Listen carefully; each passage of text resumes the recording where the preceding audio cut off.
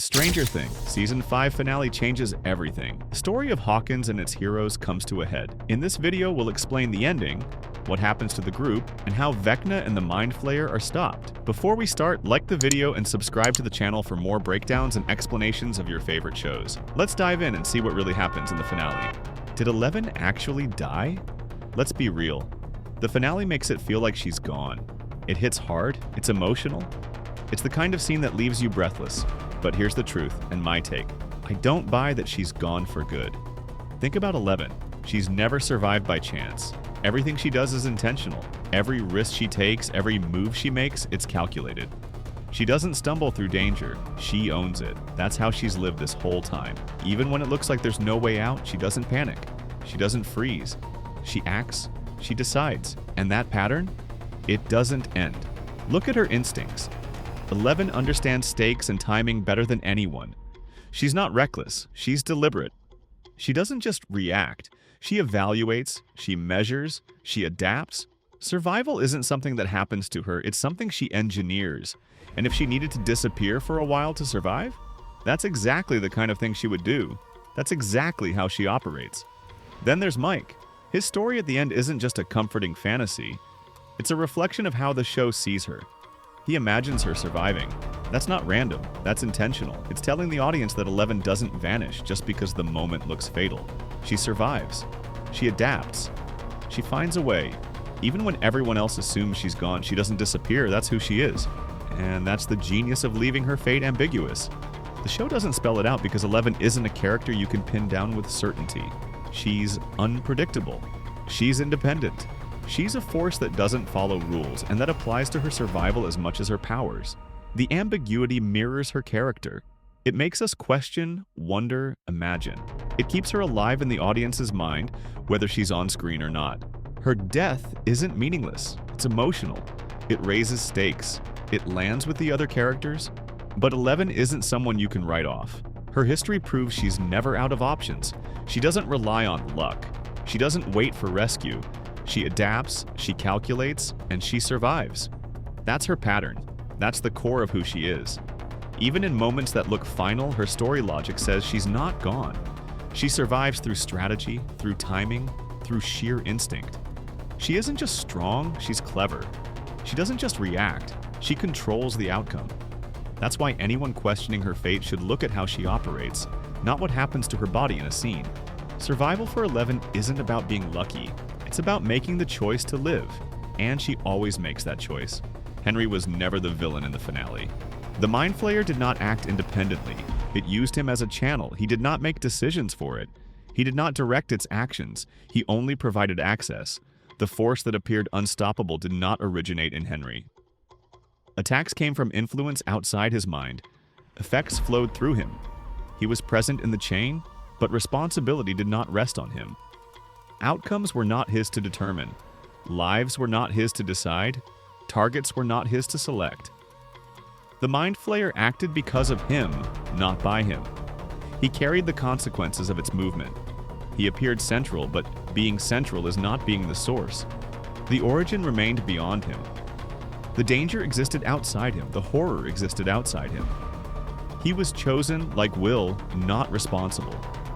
Henry's presence allowed the Mind Flayer to manifest, but it did not make him the villain. The events ran through him. The process depended on him. The system relied on him. Yet he did not create it. He did not intend it. He did not control it. He did not define it. The finale shows that threat can appear tied to someone, but connection is not authorship. Henry was a vessel. He was a link. The Mind Flayer acted through him. The danger passed through him. His role was access, not choice. The Force could not act without him. It required his presence to influence the world. That does not make him the origin. That does not make him responsible. He was chosen to carry it, not to wield it. He was necessary for the process, not accountable for it. Chaos moved through him. Patterns unfolded through him. Events escalated through him. He existed within the flow, but he did not create the flow. He did not dictate the direction. He did not shape the result. The Mind Flayer used him, but he never used it. Henry did not decide consequences. He did not choose who suffered. He did not shape outcomes. The Mind Flayer produced effects through him, but the decisions were outside his control. The power he carried was borrowed, not owned. The acts attributed to him were carried, not created. The finale emphasizes the difference between influence and agency. Henry influenced the situation by being the point of access. He had no agency over what occurred. He had no authorship over events. He allowed the Mind Flayer to act, but he did not command it. He existed in the system, not at the source. The horror he seemed to create was external. The danger he seemed to cause was external. The movement that appeared unstoppable was guided from outside him. He was a host. He was a channel. He was a participant in the mechanism, but he was never the operator. The Mind Flayer followed its own design. It required connection. Henry provided the connection. That is the full explanation. He carried presence, not responsibility. He carried access, not control. He carried manifestation, not origin. Every instance of the Mind Flayer's influence flowed through Henry. He did not create the events. He did not control the events. He did not intend the events. He did not define the events. He was chosen to host the force like Will before him. He was not the villain. The group's plan relied on precision and coordination. They did not intend to fight the threat head-on. The strategy was to use the enemy's own power against it. They divided roles. Each member had a specific task. Timing and placement were critical. The goal was clear: stop the threat while minimizing risk to civilians and themselves. The first step was to allow the worlds to draw closer. They did not try to block the convergence. Instead, they calculated how much space was needed. They waited for the rift to align, creating a pathway large enough for access. This required observation and patience. The group monitored patterns and behavior to ensure the timing was correct. Once the pathway opened, the second step involved a psychic strike. 11 would enter the enemy's mind. Her task was to confront the internal space where Henry existed. She did not act alone. She relied on guidance from the team, including Max and Coley. Their role was to maintain clarity and support her focus. The objective was to reach Henry's mind while avoiding the traps and dangers inside the psychic landscape. The third step involved physical intervention. While 11 worked within the mind, the rest of the group had to enter the abyss through the pathway. Their tasks were distinct. Some members were responsible for protecting the kidnapped children. Others were assigned to neutralize the Mind Flayer's extensions in the physical world. Their actions were synchronized with 11's progress. Any delay could compromise the psychic strike. Distraction was part of the plan. Certain members drew attention away from critical areas. This allowed the others to move with precision. By controlling what the threat focused on, the group created openings. The enemy's responses were predictable once guided into specific positions. This manipulation of behavior turned danger into opportunity. Containment was essential. The group controlled locations where the enemy could move. They limited access points and directed force into positions where the team could act effectively.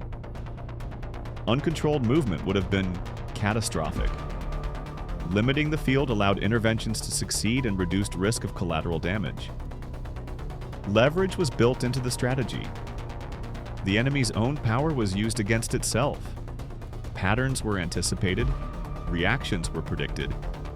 Each action forced the threat into positions where the team could neutralize extensions or rescue targets. Success did not rely on brute strength. It relied on using intelligence and understanding behavior. Flexibility remained part of the plan. Contingencies accounted for unpredictability. If the enemy moved differently, the team had instructions to adapt. Positions could be adjusted. Timing could be altered. Communication ensured these changes did not disrupt coordination. Flexibility prevented collapse under pressure. The final step involved destroying the source of the connection. Explosives were placed at the location stabilizing the bridge between worlds. Once detonated, the bridge would collapse, cutting off the abyss from the world. This step required precise timing, ensuring the psychic and physical operations had already succeeded. Coordination across tasks was critical. Focus and discipline were constant. Panic would compromise the strategy. Each member had to remain aware of timing and position. Distraction was ignored. Observation and execution were continuous. The plan depended on alignment. Any deviation could endanger everyone. The overall design combined psychic entry, physical intervention, manipulation of movement, and final destruction of the bridge. Roles reinforced each other. Timing created opportunity. Preparation reduced risk. The group's plan turned a massive threat into a series of manageable steps. Success depended on execution and coordination, not chance. The strategy was not linear. It relied on multiple sequences running simultaneously. Psychic operations occurred while physical teams acted. Distraction, containment, leverage, and destruction all interacted. Coordination ensured that each step reinforced the others. The system functioned only if every role was executed correctly. Risk was constant. Threats could appear from unexpected angles. Members were prepared to react without breaking the plan. Each person understood responsibilities and consequences. The team acted with precision under pressure. Mental clarity and coordination maintained control at every stage. The plan allowed the enemy's own actions to create openings. It transformed unpredictability into control.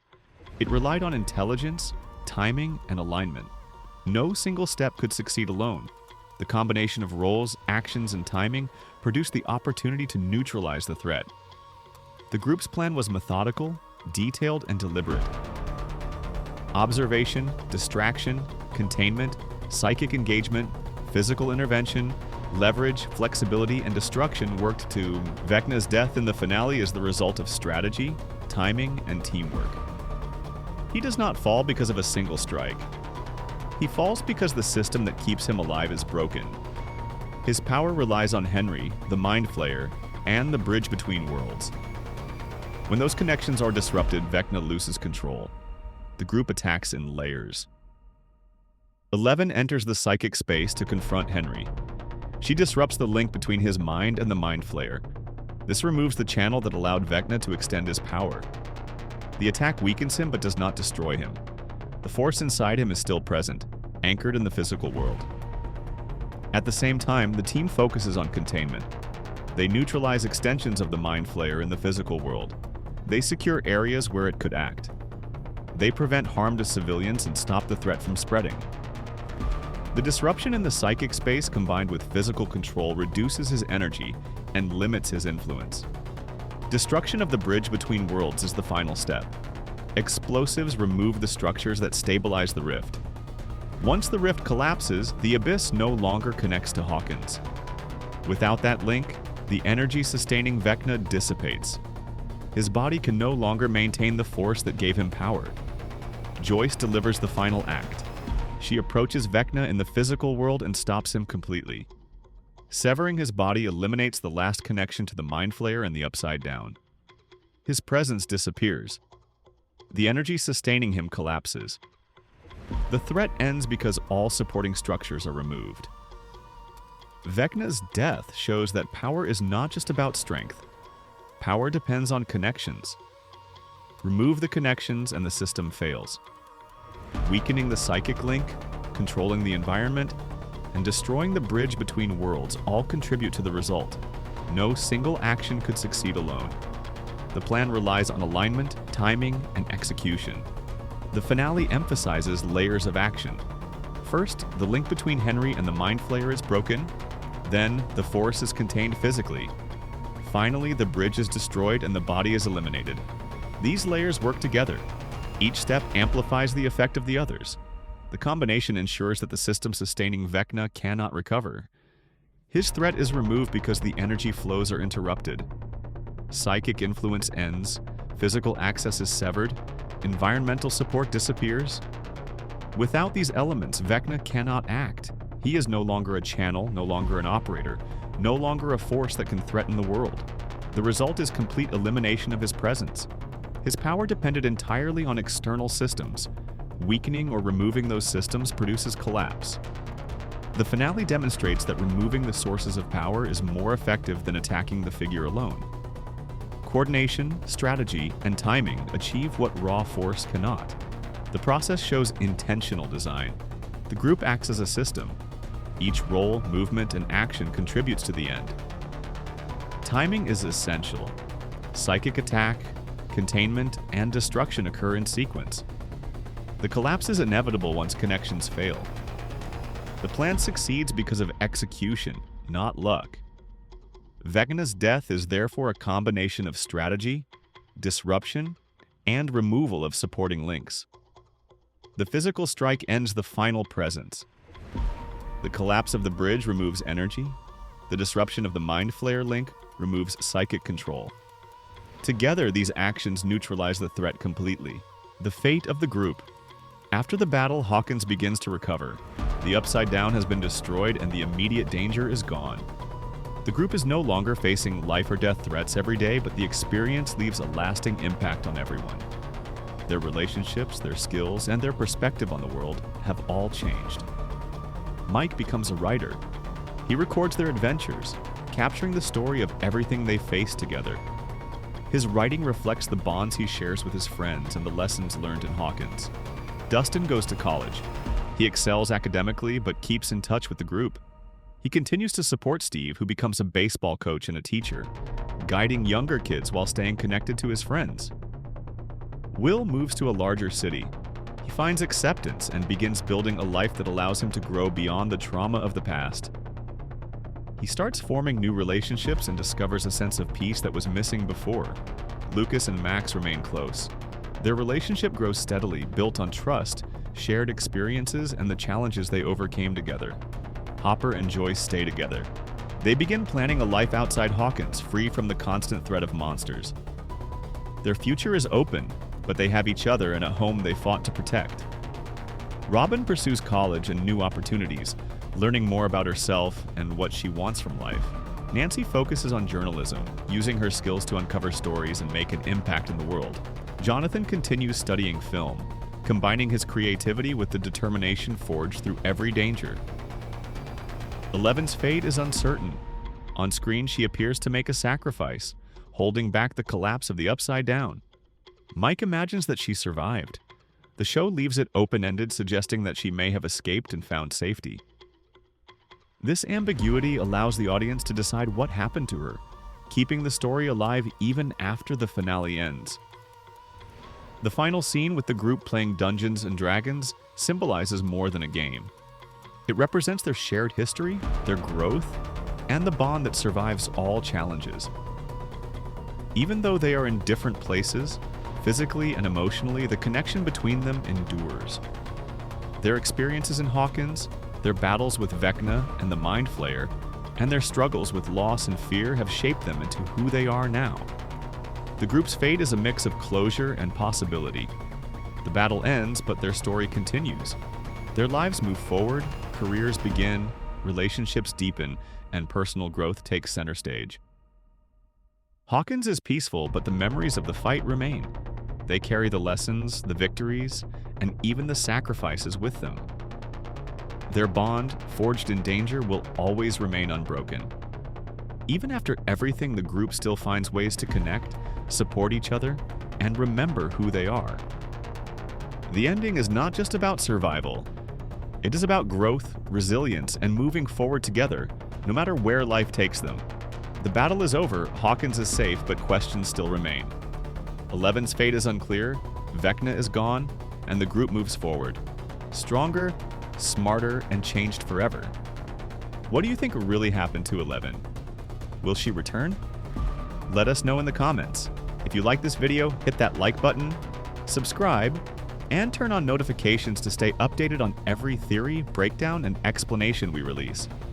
The story might be over, but the discussion is just beginning.